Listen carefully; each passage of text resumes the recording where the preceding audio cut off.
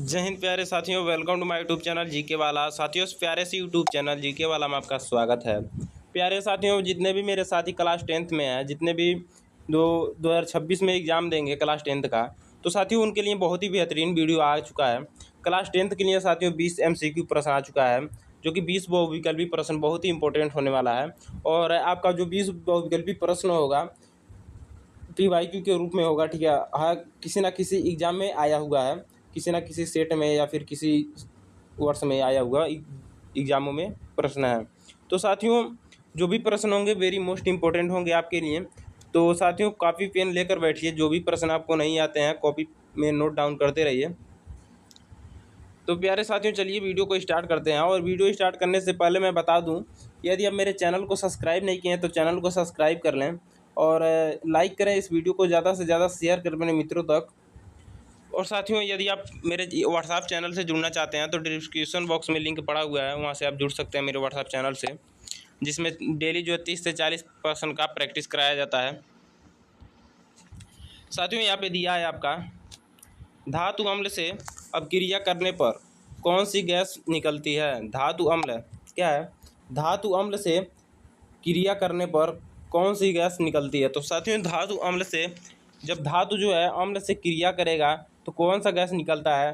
साथियों, इसमें hydrogen gas निकलता है। ऑप्शन बी जो है करेक्ट आंसर होगा। साथियों, ऑप्शन बी जो है राइट आंसर होगा। इसी प्रकार साथियों दिया है, प्रकाश का अपवर्तन किस कारण से होता है। तो साथियों, प्रकाश का परावर्तन आपको पता होगा कि किसके कारण होता है। तो प्रकाश की गति बदलने से होता है, ठीक है।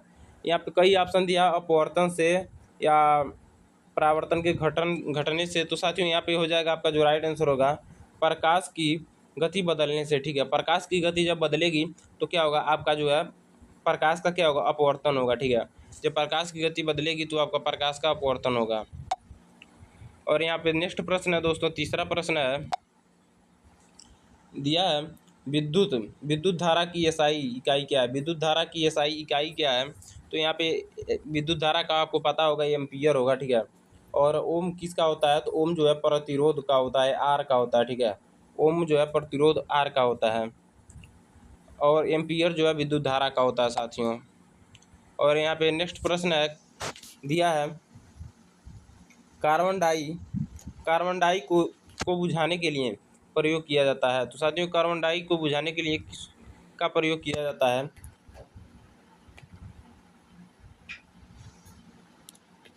यहाँ पे साथियों जो प्रश्न है चौथा पूछा जा रहा है कि कार्बन डाई जो है, कार्बन डाइऑक्साइड को बुझाने के लिए प्रयोग किया जाता है, मतलब किसको बुझाने के लिए जो है कार्बन डाइऑक्साइड का प्रयोग किया जाता है। तो साथियों, आग जो होती है, आग को बुझाने के लिए हम लोग किसकी प्रयोग करते हैं।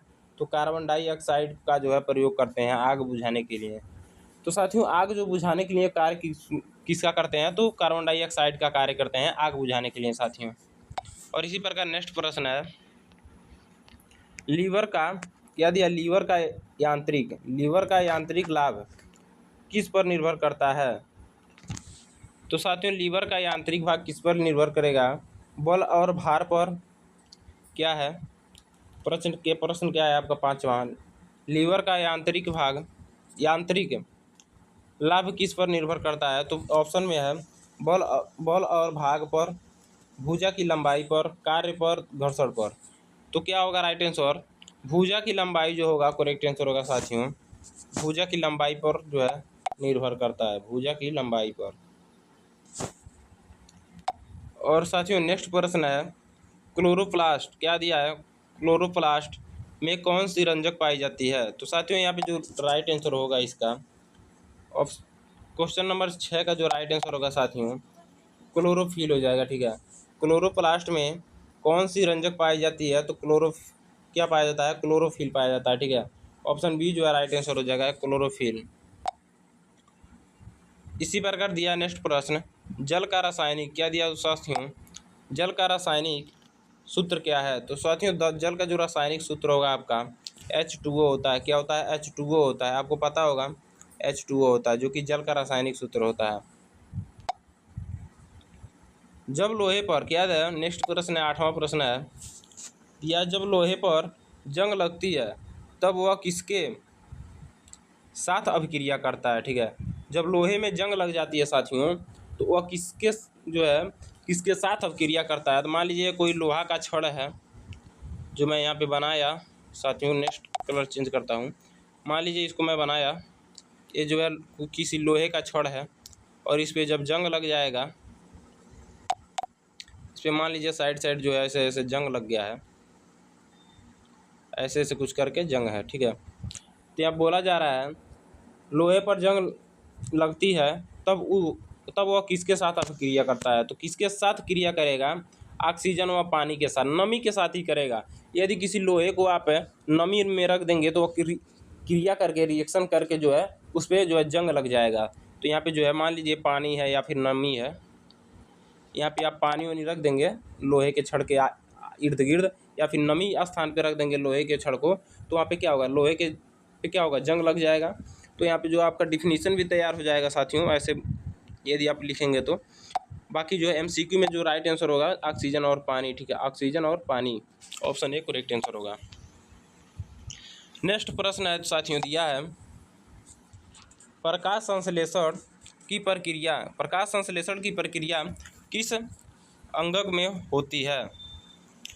तो साथियों इसका जो राइट आंसर होगा क्लोरोप्लास्ट हो जाएगा। क्या होगा, क्लोरोप्लास्ट, ऑप्शन बी जो है करेक्ट आंसर होगा साथियों। इसी प्रकार नेक्स्ट प्रश्न है, ध्वनि तरंग किस प्रकार की तरंग है। साथियों जो ध्वनि तरंग है वह किस प्रकार की तरंग है आपको बताना है। यहाँ पे जो है ध्वनि तरंग किस प्रकार की तरंग है साथियों,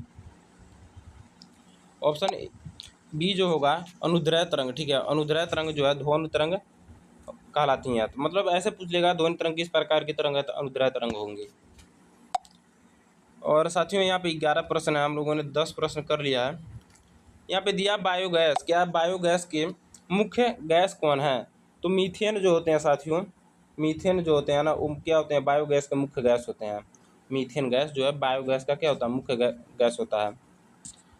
इसी प्रकार नेक्स्ट दिया विद्युत धारा से उत्पन्न ऊष्मा किस नियम से ज्ञात की जाती है। विद्युत धारा से उत्पन्न ऊष्मा किस नियम से ज्ञात की जाती है। तो एक ऑप्शन जो है कौन सा राइट इसका होगा, फटाफट कमेंट बॉक्स में जरूर बताइए। इसका जो राइट आंसर होगा जूल का नियम, ठीक है, जूल का नियम। विद्युत धारा से उत्पन्न ऊष्मा किस नियम से ज्ञात की जाती है, तो जूल का नियम, ठीक है। इसी प्रकार 13 प्रश्न है, हृदय की धड़कन को नियंत्रित करने वाली मांसपेशी है। हृदय के जो है धड़कन को दिया साथियों, हृदय की धड़कन नियंत्रित करने वाली मांसपेशी है, ठीक है। तो अनैच्छिक क्या होगा, अनैच्छिक हृदय मांसपेशी, ऑप्शन बी जो है अनैच्छिक हृदय मांसपेशी जो है करेक्ट आंसर होगा इसका। साथियों मैं पहले बताया हूँ कि जो भी प्रश्न आपको नहीं आ रहा है उसको कॉपी में नोट डाउन करते रहिए और मॉर्निंग टाइम में जो है उसको रिवीजन करिए, ताकि वो क्वेश्चन बार बार रिवीजन करने की वजह से वो आपको पूरा जो है याद हो जाए, पूरी जुबान पे वो क्वेश्चन साथियों। तो चलिए नेक्स्ट प्रश्न करते हैं हम।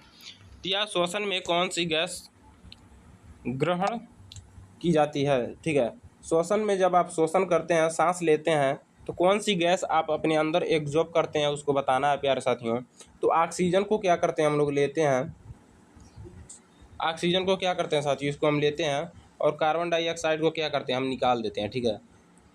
और पौधे सब क्या करते हैं, पौधे सब इसको लेते हैं और इसको क्या करते हैं, निकाल देते हैं। तो एक दूसरे को अपोजिट होता है। मानव शरीर में पाचन क्रिया की शुरुआत कहाँ से होती है। तो साथियों मानव शरीर में क्या दिया है, मानव शरीर में पाचन क्रिया की शुरुआत कहाँ से होती है। तो यहाँ पे पाचन क्रिया की शुरुआत जो है मुख से होती है। कहाँ से होती है, मुख से होती है। ओजोन परत मुख्य क्या दिया, ओजोन परत मुख्य रूप से दिया साथियों 16 प्रश्न। ओजोन परत मुख्य रूप से किसे रोकती है, ठीक है। ओजोन परत मुख्य रूप से किसे रोकती है, तो पराबैंगनी किरण जो है उसको क्या करती है, रोकती है। ओजोन परत मुख्य रूप से किसे रोकती है, तो पराबैंगनी किरण को रोकती है। इसी प्रकार विद्युत मोटर वाला प्रश्न है, विद्युत मोटर किस ऊर्जा को किस में बदलती है। तो साथियों विद्युत मोटर जो है यांत्रिक ऊर्जा विद्युत ऊर्जा को क्या करता है, यांत्रिक ऊर्जा में बदलता है। यानी कि 17 प्रश्न का आप लोग जवाब देख लीजिए क्या होगा।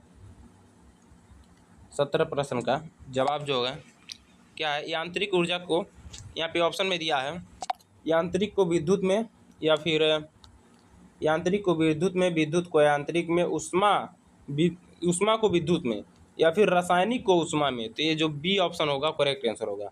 मैंने बताया कि बी ऑप्शन जो है राइट आंसर होगा। विद्युत ऊर्जा को यांत्रिक ऊर्जा में बदलता है। जैसे कि आपके वहाँ जो है मोटर लगा होगा, ठीक है, जो पानी वाला मोटर होता है उसमें आप लोग देखेंगे जो है विद्युत ऊर्जा, उसमें विद्युत जाता है और उसमें से क्या निकलता है, पानी, यानी कि पानी जो निकलती है मोटर से, यानी कि मोटर में जो क्या है वो क्या कर रहा है, ये विद्युत ऊर्जा को यांत्रिक ऊर्जा में बदल रहा है। ठीक है, जैसे कि आप लोग देख पा रहे होंगे जनरेटर जो होता है, जनरेटर वो भी क्या करता है, वो यांत्रिक ऊर्जा को विद्युत ऊर्जा में बदलता है। ठीक है, अपोजिट करता है प्यारे साथियों। और इसी प्रकार नेक्स्ट प्रश्न है 18, ध्वनि। ध्वनि की चाल अधिकतम किसमें होती है? तो ध्वनि की चाल अधिकतम किसमें होती है साथियों, आपको बताना है। ध्वनि की चाल अधिकतम किसमें होती है? तो ठोस में होती है। ठीक है, ठोस के पार्टिकल जो होते हैं बहुत ही करीब होते हैं, इसलिए उसके क्या होते हैं, ध्वनि की चाल अधिकतम होती है उसमें।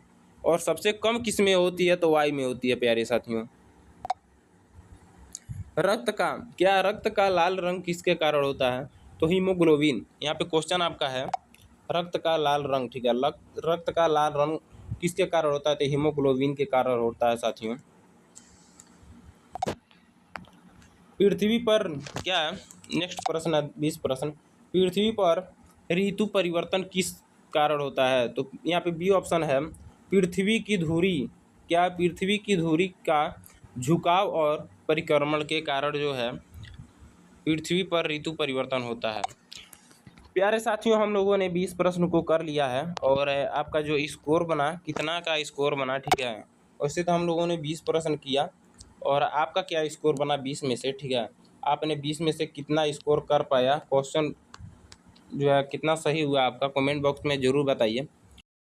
प्यारे साथियों, यदि आप मेरे चैनल पर पहली बार विजिट कर रहे हैं तो मेरे चैनल को फॉलो कर लीजिए और कमेंट करिए और अपने मित्रों तक शेयर करना ना भूलें। तब तक के लिए मिलते हैं नेक्स्ट वीडियो में। जय हिंद, वंदे मातरम।